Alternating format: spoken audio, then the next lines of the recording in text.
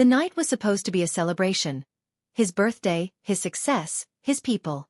I was just supposed to smile, blend in, and not embarrass him with my opinions. That's what he whispered to me, jaw clenched, after I tried to speak up when his friends started mocking someone from our past. Don't ruin the vibe. Just be quiet, he snapped, as if I were some accessory that spoke out of turn. I nodded and stepped back, silent on the outside, but already queuing up the audio on my phone. He had no idea what I had recorded 2 nights earlier. And in an hour, neither would anyone else. The party had the kind of opulence only money without taste could buy. Plush velvet couches in clashing colors, oversized champagne bottles chilling in giant ice buckets, ambient lighting set to a garish purple, and a crowd that looked like it came straight out of an influencer casting call. And there he was, Nathan, my boyfriend of 3 years, the self-made tech founder turned socialite. Floating from conversation to conversation, shaking hands with people he barely knew and laughing too loudly at jokes that weren't funny. I watched him from across the room, holding a flute of champagne I didn't want, in a dress I didn't like, surrounded by people who treated me like I was invisible. This wasn't the man I met 3 years ago. Back then, Nathan was earnest, brilliant, a little awkward, but sweet. He was working late nights out of his tiny apartment, building a pitch deck and coding something he called a disruption engine. I had believed in him before the seed funding, before the headlines, before the TED Talk. I proofread his proposals, stayed up reviewing UX slides with him, even pitched in my own savings to help him rent that co-working space when his credit card maxed out. I was more than just his girlfriend.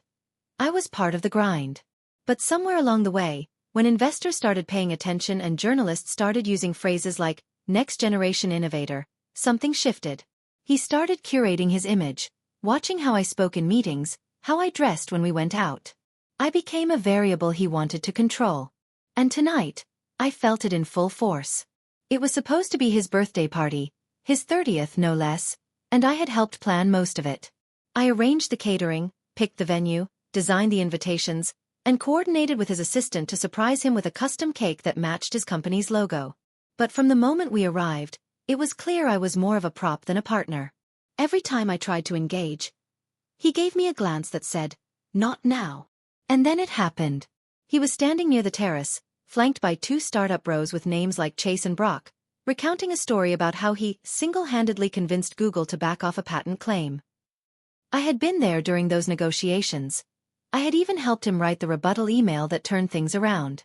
But as I approached, thinking I'd just offer a quick correction for the sake of accuracy, he held up a hand. Not gently. Not kindly. Firm, annoyed, and visible to everyone nearby. "Don't interrupt. Just be quiet please," he said. The words weren't loud, but the tone cut through me like a blade. His friends looked away, pretending not to hear. I felt my cheeks flush as I nodded, backed away, and quietly walked back inside. I stood near the corner of the room, heart racing, throat tight, trying to swallow the humiliation. It wasn't just the public shushing. It was what it symbolized. He wanted me small, decorative, silent. But here's what he didn't know. 2 nights earlier, I had walked into the study after midnight, hearing him on a call with one of his co-founders. The door wasn't fully closed, and what I heard stopped me in my tracks. He was talking about an acquisition offer, one that he had downplayed to me as just preliminary. But on the call, he bragged that it was nearly finalized and that he was going to push his co-founder, Derek, out of the deal. I'll lowball him with an internal audit and make it look like it's about performance. "He won't fight it," Nathan said, laughing. "I just need to frame it right for the board. Play the good guy." And he didn't stop there. He went on to joke about how I'd probably believe whatever version of the story he gave me. "She still thinks she's part of this company's DNA," he sneered. Cute, right? I had stood there frozen, clutching my tea mug like a shield, then slowly backed away to my room. I didn't say a word. But that night, I opened the voice memos app on my phone, queued it up just in case, and the next morning, before I could talk myself out of it, I replayed the entire call and hit record. At the party, after he told me to be quiet, that same recording burned a hole in my clutch bag. I hadn't planned to use it, not publicly at least. But now I was starting to change my mind. The cruelty wasn't just the lies. It was the dismissal. The erasure. The deliberate dimming of someone who helped build the fire in the first place. I made my way upstairs to the mezzanine level, where Nathan's media team had set up a projector slideshow of his journey. Clips from early pitch decks, news coverage, selfies from award stages. It was nauseating. I caught his assistant Max, adjusting the slideshow settings, and asked, as casually as I could, if I could add one last clip. Something funny from our first office days. He hesitated. I smiled. It's a surprise. He'll love it. 10 minutes later, I had the voice clip uploaded, queued up, and set to autoplay once the last video looped. And then I waited. Downstairs, Nathan was giving his toast, full of bravado and startup cliches. This isn't just a company, he said. It's a movement. And none of this would be possible without the people who stood by me. You know who you are. His eyes barely skimmed mine. The room applauded. As the music kicked in and the lights dimmed for the final presentation loop, I slipped away to the back corner near the mezzanine. I watched as faces turned toward the screen. The first clips played as expected. Nathan posing with his first big check. Nathan standing on a stage at TechCrunch. Nathan hugging his co-founder. Then came the last file. It started quietly. I'll lowball him with an internal audit. The laughter and chatter faded. One by one, heads turned. Eyebrows furrowed. She still thinks she's part of this company's DNA. Silence. Nathan froze mid-sentence as he realized what was playing. I watched him fumble for the remote, the volume button, the projector cables, anything to stop it. But it was too late. Every word echoed across the room like thunder. The moment the audio clip stopped, the atmosphere in the room cracked like glass. For 2 long seconds, there was nothing. No music, no laughter, not even whispers. Just stunned silence and the frozen expressions of people realizing they had just heard something they weren't supposed to. Nathan's face went pale, then flushed red. I watched as his hands trembled slightly, still gripping the champagne glass he had raised moments earlier. He muttered something under his breath to Max, who immediately began fumbling with the projector equipment, trying to backpedal through the presentation. But the damage was done.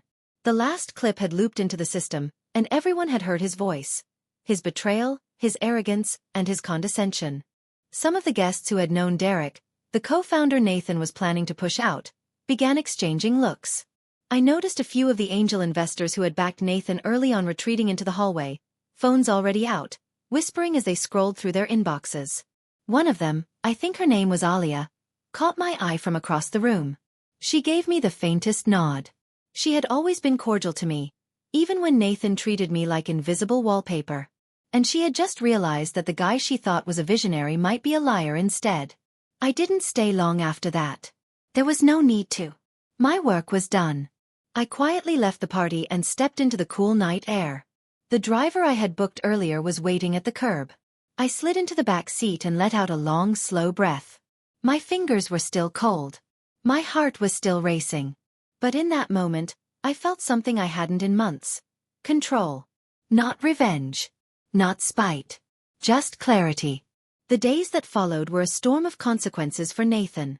The clip went viral. Not just because it exposed his plans to oust Derek, but because it painted a picture of the kind of toxic leadership investors were beginning to grow wary of in the startup world. A disgraced founder making strategic power moves behind closed doors while presenting a polished, diversity-quoting image in public? That narrative wasn't just juicy. It was marketable. A few people from the party, including one PR executive and a tech blogger, anonymously leaked what had happened. Within 48 hours, TechRiot published a headline, "Startup Star or Snake in the Grass?" Audio leak raises questions about Nathan Graves. Nathan tried damage control. He posted a statement calling the recording taken out of context, suggesting it had been edited maliciously. But the original file was uncut, unaltered, and time-stamped. By then, I had already given a copy to Derek, quietly, through a mutual friend. Derek responded with grace and strategic brilliance. He didn't lash out or threaten a lawsuit. Instead, he held a press conference with investors present and calmly outlined a pattern of decision-making that had begun to destabilize the company. The board, who had, until then, idolized Nathan, asked for an internal audit. And that's when things started really falling apart. Turns out, Nathan hadn't just been scheming against his co-founder. He'd also been manipulating numbers to inflate valuation reports. Nothing outright illegal, but close enough to raise eyebrows. And once trust starts to erode in venture capital circles, it spreads like wildfire. One by one, funding deals froze. 3 prominent sponsors pulled out of an upcoming launch event. The company's PR agency issued a temporary suspension of services. Nathan was forced to step down from day-to-day operations pending a review. And what about me? I didn't gloat. I didn't post cryptic social media updates. I didn't even respond to the dozens of messages I got from guests, some apologizing for not stepping in when he silenced me, others simply saying, "We should have known." I focused on building. You see, while Nathan had been busy crafting an image, I had quietly been working on something real. During those long nights helping him structure his business, I had started sketching out a parallel idea. Something that leaned on my own background in behavioral analytics and human-centered UX design. An idea that looked at how users emotionally respond to product architecture, and how that data could be used to improve trust in digital ecosystems. I had always shelved it out of guilt. Nathan used to say things like, "You're already part of this. No need to split your energy." But deep down, I knew my work deserved its own name. 2 months before the party, I had filed an LLC and incorporated my own consultancy. Quietly. Without announcing anything. It was still small. Just me, a former colleague from a marketing agency, and a freelance data scientist I met through an online panel. But it had potential. And now? Now the spotlight was off Nathan, and people were looking for something different. Something authentic. Derek reached out a week after the party. He didn't bring up the recording. He just said, "I've heard you're working on something cool. Want to grab coffee?" We met at a small cafe downtown, far from the VC echo chamber. I walked him through my model. How emotional friction in product design could be measured in real time and translated into tangible insights. He didn't blink. Just listened, asked questions, and then smiled. "This is good," he said. "Better than what we were doing." By the end of the week, he'd connected me with 2 angel investors who were actively looking to support underrepresented founders. By the end of the month, I had 3 paying clients. Nathan, meanwhile, had faded into silence. There were rumors he was trying to spin up a new project under a pseudonym. One blog hinted that he was shopping around for a ghost co-founder to help restore credibility. But the industry had moved on. The culture of tolerance for ego-driven geniuses was shifting. People were hungry for integrity. For people who didn't just chase applause, but delivered actual value. And somehow, in the quiet aftermath, I found something better than vindication. I found my voice. The sound of Nathan's voice echoing from the speakers at his own birthday party would become the turning point. Not just for his career, but for mine. The moment that audio clip played, it was like the illusion shattered for everyone who had ever been charmed by him, manipulated by him, or overlooked by him because he knew how to command a room and bend reality to his liking. I didn't have to say a word. I didn't have to raise my voice, or justify my role in the company, or list my qualifications. The recording did all the speaking for me, and it said everything I had been too afraid to admit aloud. Nathan was a fraud, and his house of cards was beginning to collapse. In the hours following the party, the reactions rippled through our social circles like wildfire.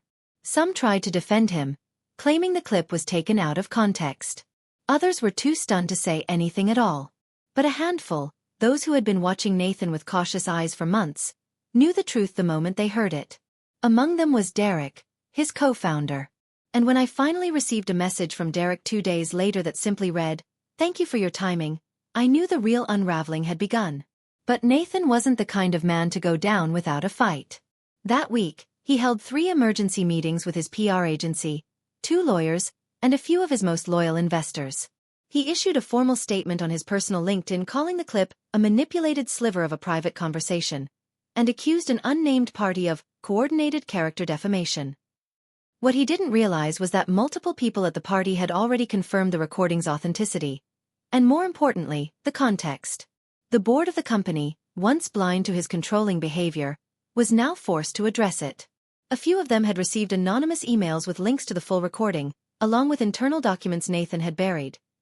Documents that proved he was already drafting plans to remove Derek, pivot the product vision entirely, and spin up a second, undisclosed company using IP originally funded by the startup's investors. I knew this because I had those documents. I had backed them up the same day Nathan told me I talked too much and needed to stay in my lane. I didn't share them out of revenge. I shared them because I realized what was at stake. He wasn't just toxic. He was dangerous to everyone who had trusted him with their time, money, and reputations. Still, he tried to retaliate. I got an anonymous cease and desist email through a Gmail account that had clearly been created that morning. It was riddled with grammatical errors and legal jargon ripped from a Reddit thread. It wasn't scary. It was sad. But what did worry me was how quickly he spiraled into panic. Within a week, he had removed Derek's access to the executive portal, attempted to freeze hiring across departments, and started leaking false narratives about internal betrayal. But here's the thing about gaslighting an entire company. It only works when no one has receipts. I did. I met with Derek and one of the remaining board members, Jules, in a neutral co-working space downtown. I brought a single flash drive. It contained emails, Slack logs, planning memos, and a full timeline of Nathan's off-platform communication with a rival firm he was allegedly helping spin up. Derek didn't say much as he read. Jules, however, turned visibly pale. At one point she just whispered, "He signed an NDA 3 months ago. This is a massive breach." They took the flash drive. I didn't ask for anything. No job offer. No favor. I just said, "Do what's right." And they did. The board suspended Nathan pending an internal investigation. The announcement was brief but clear. In light of recent concerns regarding leadership integrity and IP compliance, Nathan Graves will be taking a leave of absence while we conduct a full review. Translation: The golden boy was being benched. In private, Derek messaged me again. "We're going to rebuild," he wrote. "But this time, we'll do it with people who actually build." Meanwhile, I continued working on my own venture. The attention around the leaked clip had brought in unexpected visibility. 3 former colleagues reached out asking if I needed help. One was an investor I hadn't even pitched to, who simply said, "I saw what you did. That kind of backbone is rare. Let's talk." I was hesitant. Fame wasn't the goal. But support, that was welcome. I named my consultancy ClarityWorks. The mission was simple. Build products and cultures where silence wasn't the price of success. Where ideas spoke louder than power plays. It was still small. I was still bootstrapping most of it from savings. But I believed in it. And now, others were starting to as well. Back in Nathan's world, the collapse picked up speed. Sponsors pulled out. The press got hold of the audit findings. Nothing criminal, not exactly. But enough shady dealings to make him untouchable in VC circles for a long while. A podcast episode about charismatic founder syndrome used a thinly veiled story that everyone recognized as his. He didn't respond publicly again. Just disappeared from social media, from events, from investor rosters. But not before trying one last move. He reached out to me. A short, bitter message in my inbox. "I hope you're proud of yourself." I didn't respond. Because I was. Not because I had brought someone down. But because I had finally stood up. For myself. For the work I had done in the shadows for too long. For everyone who's ever been told to be quiet when the truth needed to be heard. The morning after the board's official statement, the startup ecosystem buzzed with speculation. Articles popped up on Medium and TechCrunch-style newsletters under titles like "The Rise and Fall of a Startup Charmer" and "Why Founders Need Accountability Too." While Nathan had vanished from the public eye, his legacy unraveled rapidly behind the scenes. His carefully curated online persona, the inspirational quotes, the polished LinkedIn essays, the staged photos with co-founders, was now a hollow shell, contrasted sharply against the very real paper trail left behind. As his former right hand, people began reaching out to me for insight. Investors, advisors, even interns who had once feared speaking up. They wanted context, clarity, and in some cases, redemption. I didn't relish their embarrassment or discomfort. I knew how persuasive Nathan had been. He was the kind of man who could sell a vision with nothing but a whiteboard and a smirk. But charisma without character? Eventually, it catches up. Behind the scenes, the board's investigation uncovered even more than I had originally shared.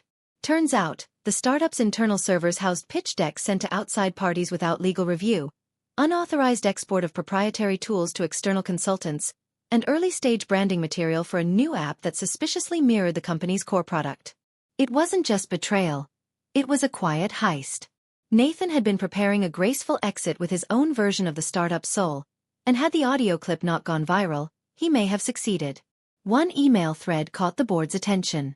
Nathan had written, "Let's be real. No one will care if we replace her. She's not the face. She's just background." It was sent 2 weeks before the party. I had to read that line 3 times. I wasn't shocked, just finally validated. That had always been the tension between us. I was the execution. He was the illusion. And when execution stopped being invisible, it threatened everything he built on charm. Meanwhile, Derek and Jules brought me into several confidential meetings, not as a token, but as a strategist. "You've seen how this works from the inside out," Derek said. "You understand the blind spots we've ignored." For the first time, I was no longer just the girl behind the code or the slide deck whisperer fixing product market fit. I was the architect of recovery. And they knew it. Reputation is strange currency. While some distanced themselves from the scandal, others leaned in. I received an invitation to speak at a Women in Tech event titled, "Speaking Up When It Costs You." I hesitated. My instinct had always been to work quietly, avoid the spotlight, keep things running while others posed for the press. But this was bigger than me now. It was about who gets to be heard, and who gets written out. At the event, I shared my story. Not with bitterness, but with clarity. I talked about being silenced in meetings, about building products only to have someone else pitch them as their own. I shared what it felt like to be told, "Not now," every time I wanted to correct the record, and how it took one audio clip to shift the balance. Afterward, a line of attendees waited to talk. A senior engineer from a major tech firm confided, "We all have a Nathan in our org." A young founder pulled me aside to say, "I almost took investment from someone like him. Thank you for the warning." And that's when it hit me. This wasn't just a story about one man. It was a pattern. And if I had the tools to disrupt it, I had a responsibility to use them. Back at the company, Derek and Jules began implementing structural changes. They launched an anonymous feedback system, diversified the advisory board, and restructured leadership to prevent single-person gatekeeping. More importantly, they began crediting every contributor visibly. In product releases, investor calls, and public-facing documents. It was small at first but symbolic. The days of showboating and silencing were over. Still, Nathan wasn't done. Nathan's absence didn't slow the company down. It accelerated everything. Product releases were smoother. Internal feedback loops tightened. Burnout decreased. It turned out that removing a toxic voice cleared space for dozens more to speak up. That, I realized, was the quiet revolution. Not just getting justice, but making room for others to rise. And the party? That silly rooftop moment meant to humiliate me? It became the turning point of everything. Just as things started to stabilize internally, the external world kept shifting. Every week, I received emails from young developers, project managers, and designers, mostly women, who had heard the clip or read one of the articles and wanted to share their own experiences. Some told me about being interrupted in meetings, others about their ideas being stolen and repackaged. One message simply read, "You said what I've wanted to say for 5 years."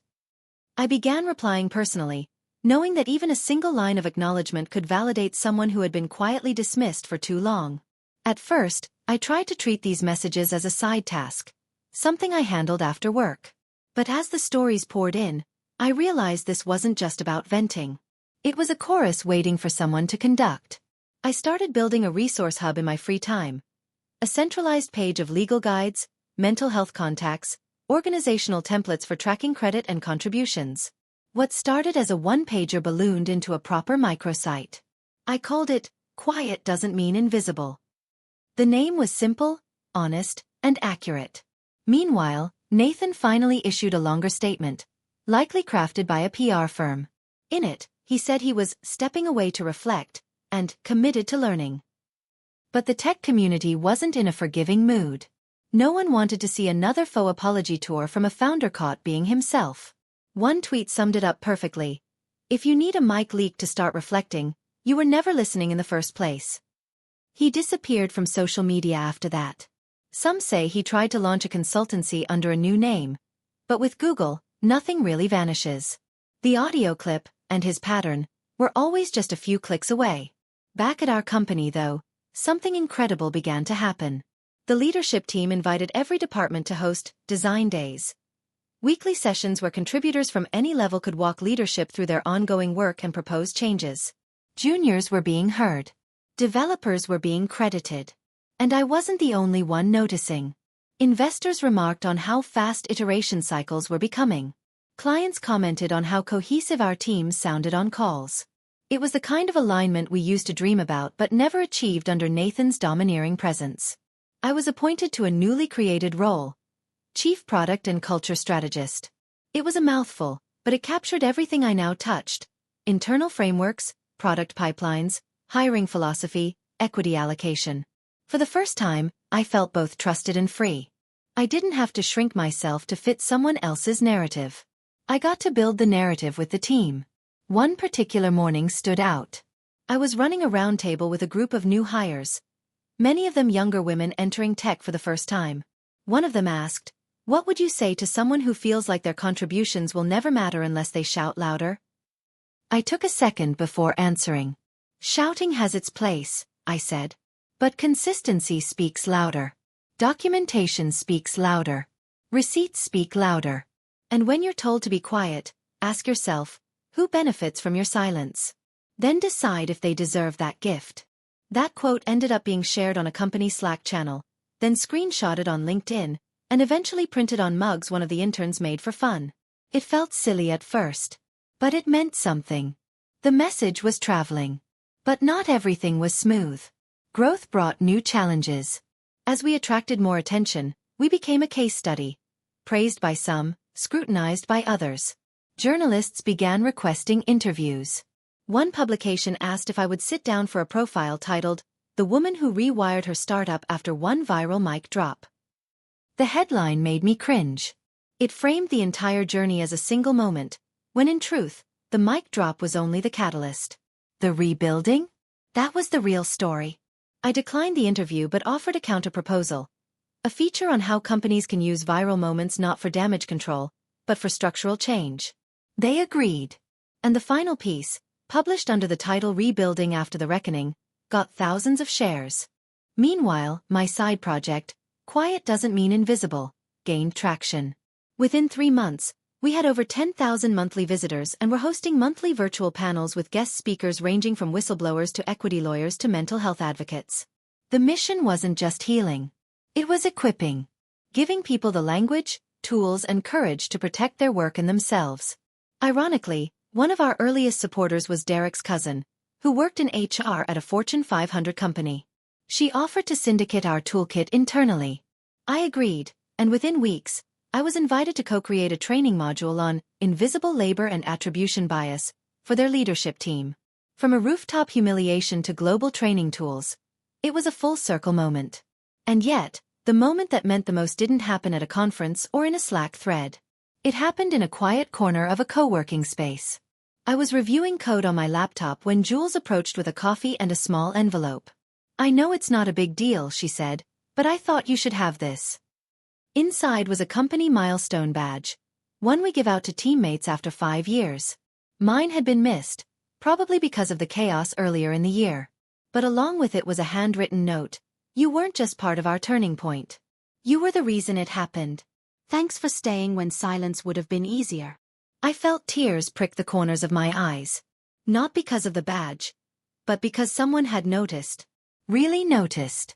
And for all the big wins, nothing beats that kind of quiet acknowledgement. It wasn't about revenge. Or vindication. Or even exposure. It was about finally being seen. And from that moment forward, I made a promise to myself and to anyone who ever felt like their work didn't count unless someone else claimed it. I would never let the quiet ones be erased again. A year later, the audio clip still occasionally resurfaces, on TikTok, in presentation slides, even in university lectures about workplace culture.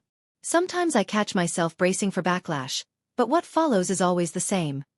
Messages of gratitude, of recognition, of others finally feeling seen. That clip didn't make me a hero. It simply exposed a truth many were too afraid, or too exhausted, to voice. I've long since moved past Nathan and his party. He became a footnote in a story that was never really about him. What mattered was what came after. The rebuilding, the transformation, the realization that silence is not the absence of power, but the anticipation of it. I didn't win because I shouted the loudest.